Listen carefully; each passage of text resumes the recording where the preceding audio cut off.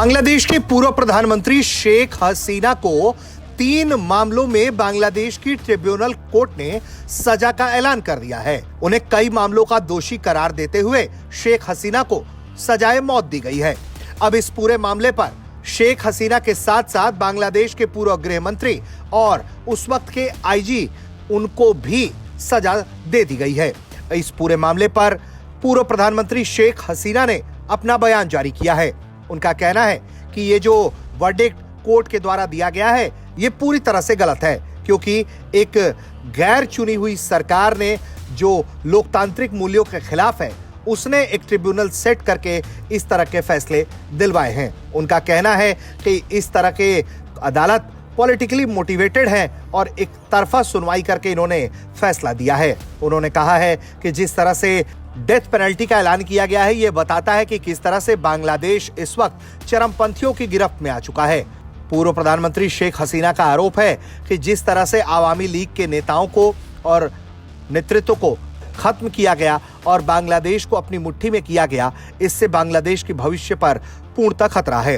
इतना ही नहीं, उन्होंने डॉक्टर मोहम्मद यूनुस पर भी आरोप लगाए हैं और उन्होंने कहा है कि उन्होंने बांग्लादेश की आवाम को मूर्ख बनाने का काम किया है।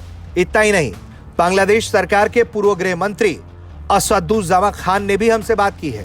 उन्होंने कहा है ये कोशिशें हैं कि वहां आवामी लीग के नेताओं को खत्म कर दिया जाए और जिस तरह से स्वतंत्र बांग्लादेश बनाने के लिए बंगबंधु ने प्रयास किए थे उसको ये चरमपंथी मिलकर विफल कर रहे हैं। इसके पीछे वही लोग हैं जो पाकिस्तान से मिले हुए हैं और कट्टरपंथी ताकतों के साथ हैं।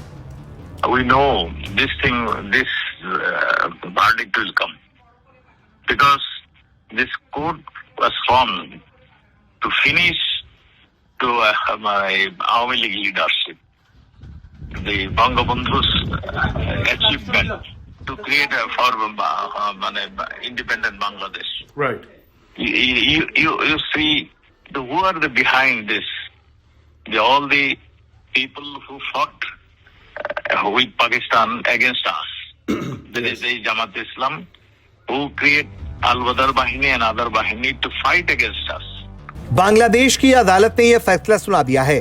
हालांकि इस वक्त बांग्लादेश में शेख हसीना मौजूद नहीं है, वो भारत में शरण ली हुई हैं। उन्होंने भारत से ही अपने इस बयान को जारी किया है। उन्होंने लगातार ये कहा है कि इस तरह की कार्रवाई एक तरफा है और वो इससे डरने वाली नहीं है।